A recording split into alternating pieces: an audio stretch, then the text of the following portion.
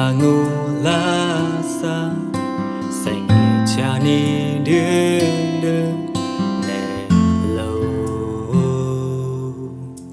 Posha kene pye oni Kali de wa se blogu Oh Ne ma brand kalula Is any vana temo Nema va como the real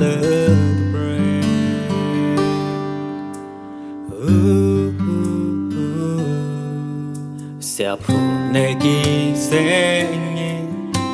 Kaki suba temo Ma Vatumbe me pute Vasenye bava nedo Como Posha kende was the block Neptune on the bakali Amoki mos clever the nene Arabia Vases Open up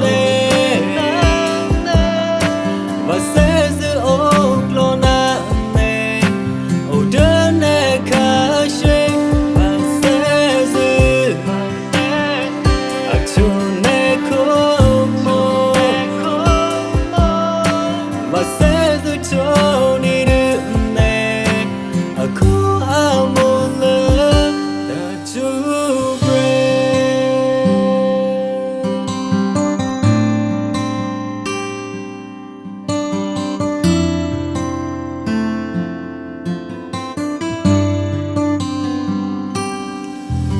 Siapu negi senye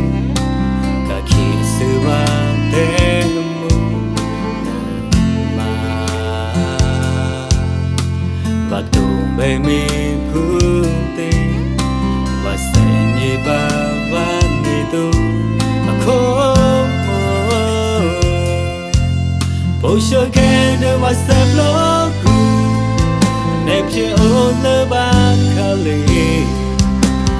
Moki mos clever the nene Arabia